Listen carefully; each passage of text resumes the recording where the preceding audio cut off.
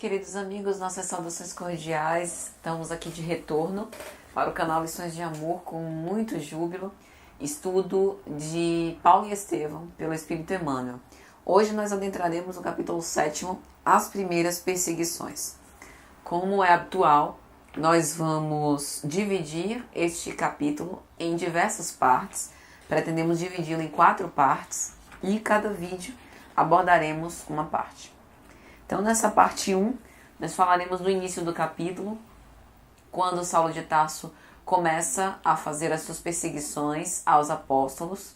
Após a prisão, o discurso de Estevão no Sinédrio, Paulo de Tarso se encoleriza, se sente desafiado, sente que precisa destilar a sua vingança e, num mecanismo de deslocamento, ataca todos os cristãos, vai até a igreja de Jerusalém nascente, para poder dizimar e desconstruir aquilo ali, fazer calar a voz dos discípulos. Vamos ler o primeiro parágrafo, porque acho que dá o tom do vídeo de hoje e a pena magistral de Emmanuel é insubstituível para nos aclimatar com essas cenas. Saulo de Tarso, nas características de sua impulsividade, deixou-se empolgar pela ideia de vingança, impressionado com o desassombro de Estevão em face de sua autoridade e da sua fama. A seu ver, o pregador do Evangelho infligira-lhe humilhações públicas que impunham reparações equivalentes. Saulo de Tarso era orgulhoso e numa reação intempestiva, impulsiva e até irracional, como se ele estivesse respondendo a um complexo. Ele não admitia aquele tipo de ação de Estevão. Aquele discurso intuído pelo Espírito Santo, desassombrado, para ele o desafiava e o colocava numa situação vergonhosa perante o Sinédrio. Saulo de Tarso era um coração sincero, era um coração generoso, era um coração que realmente acreditava na proposta da lei de Moisés.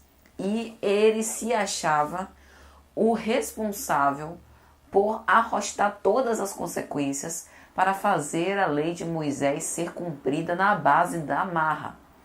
E quando ele se defrontava a Estevão, além de Estevão fazer as ligações entre a lei de Moisés e o Evangelho de Jesus, o que para ele era uma deturpação do texto evangélico, ele se abrilhantava aos olhos de toda a mole humana. E Saulo de Tarso se sentia na obrigação, no dever moral de reagir de forma drástica, de tomar um posicionamento drástico, decisivo, resolver isso aqui. Mas é lógico que nem só de boas intenções tinha Saulo de Tarso. Assim como nós, ele também tinha as suas imperfeições. Ele era extremamente vaidoso, orgulhoso, o orgulho da raça, uma intelectualidade privilegiada, uma inteligência fora do comum, e ele não admitia ser vencido. A questão do orgulho, que é uma questão de todos nós. Então eu acho que é interessante a gente ler Paulo e Estevão, porque Paulo e Estevão é transcendente. Ainda hoje nós podemos nos identificar com Saulo de Tarso. Ainda hoje, quando nós estabelecemos verdadeiras esgrimas emocionais em que queremos sobrepor o nosso ponto de vista, muitas vezes com pessoas que amamos muito pelo ego. Então, na verdade, o que nós amamos é o nosso desejo de sermos compreendidos, de fazer a nossa posição prevalecer. Quando, na verdade, o amor é uma expressão espontânea dos seus sentimentos. E cada um de nós temos uma forma de expressar isso. Então, Emmanuel vai narrar exatamente isso, E é interessante, porque a figura do complexo, Alfred Adler, psicólogo austríaco que trouxe esse conceito, sobretudo do complexo de inferioridade, é interessante, A pessoa se sente prepotente, tem um complexo de inferioridade, como assim, Mas o complexo de inferioridade é isso, Essa ânsia de ser melhor em tudo, da perfeição, de não errar, de não ter ninguém maior do que você.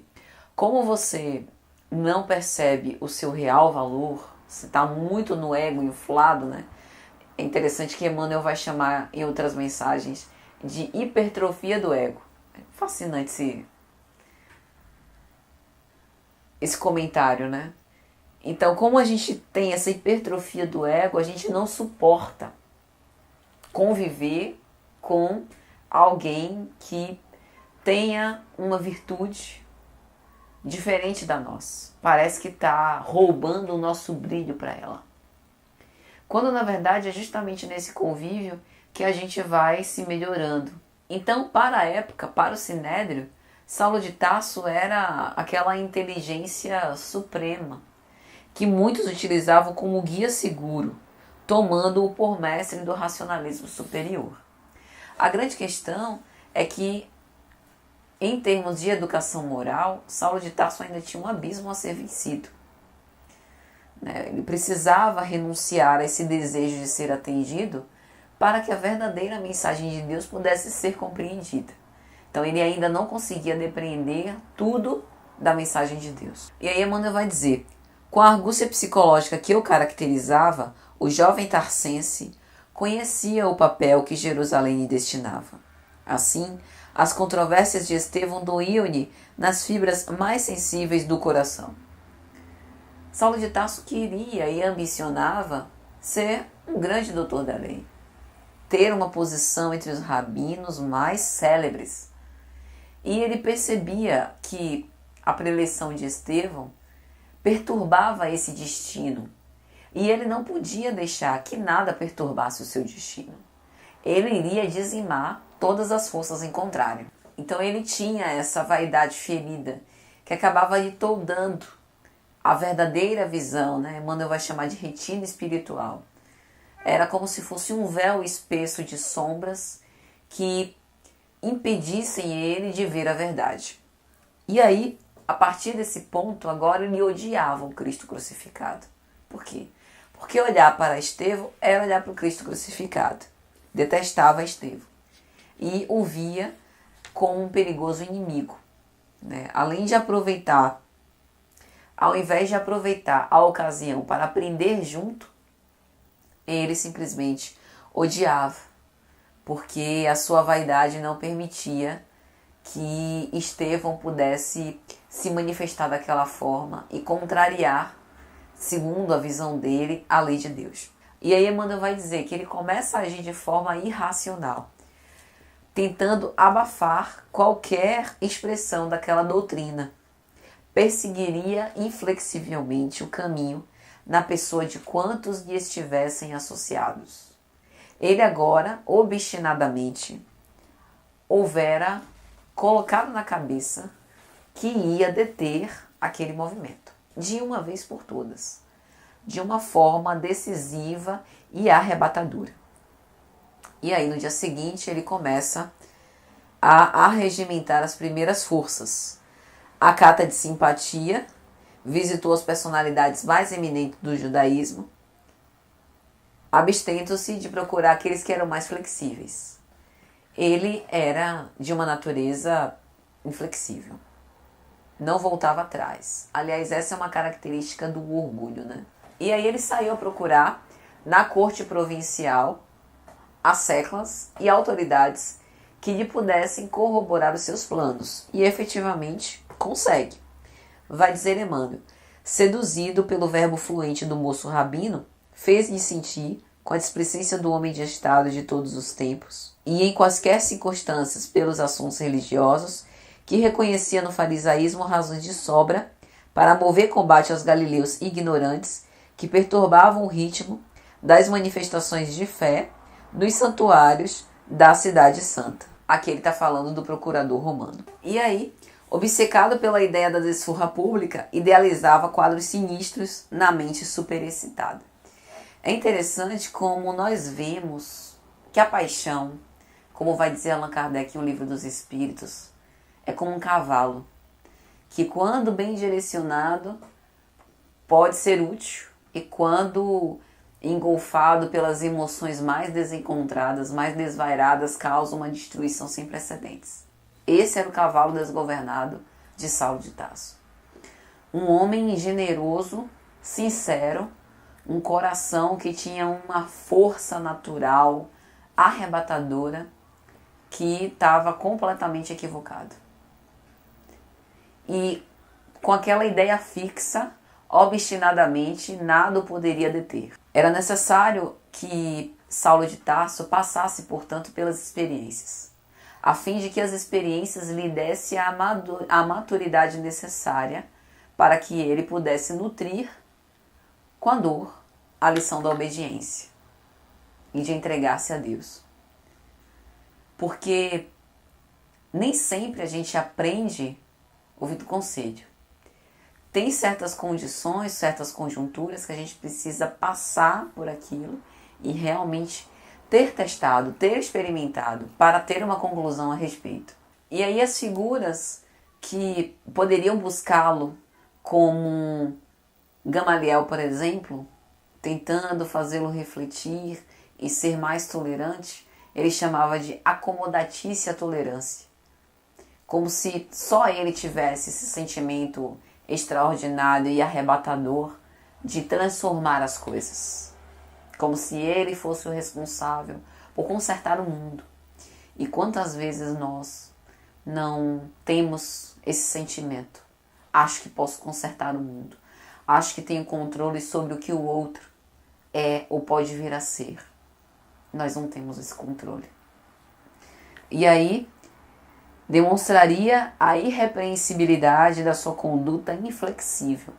Toda vez que nós vemos uma conduta inflexível, vemos uma ausência de amor. O amor é flexível. Não que o amor seja permissivo, mas o amor é flexível. O amor é capaz de compreender. O amor é capaz de se moldar em diversas situações. O amor é adaptativo. Então, todas as vezes que nós somos inflexíveis, nós achamos que só nós temos a forma certa de fazer, nós estamos agindo com orgulho, nós estamos engolfados por uma presunção de que o outro não tem o direito ou a sabedoria ou a mesma oportunidade que nós também de ter as próprias experiências. Ainda que ele esteja completamente equivocado, ele tem o direito de testar, tem o direito de fazer o que ele quiser. E ninguém seria poupado nas suas decisões irrevogáveis. E aí ocorre um fato histórico. Oséias, Marcos e Samuel Natan, dois compatriotas riquíssimos de Jerusalém, depois de ouvirem a defesa pessoal de Estevão no Sinédrio, impressionados com a eloquência e justeza dos conceitos do orador, distribuíram com os filhos a parte da herança cabível a cada um e doaram ao caminho o restante dos seus haveres e converteram-se ao cristianismo. Só esse fato para Saulo de Tarso era o fim. Dois compatriotas dos mais ricos de Jerusalém, ouvindo a preleção de Estevão extremamente nociva, houveram abandonado a lei dos judeus e se convertido ao ideal cristão, doando todas as suas somas, tirando o patrimônio devido aos seus filhos ao caminho? Não é possível. Todo mundo louco, beijando as mãos dos discípulos de Jesus. E aí, para Saulo de Tarso, aquilo havia abalado sobremaneira. Ele houvera percebido as consequências desastrosas do discurso de Estevão. Designado, vai dizer Emmanuel, pelas caprichosas correntes populares, como o mais jovem defensor da lei, sentia-se compelido cada vez mais a revelar o seu ascendente nesse posto que considerava sagrado. Veja essa questão da admiração. Não é que as outras pessoas admirarem alguém, isso necessariamente o faz mergulhar na profunda vaidade e orgulho. A vaidade e o orgulho eram dele, são nossas, né? O outro, ao nos admirar, acha inclusive que está agindo com amor. E muitas vezes está, né?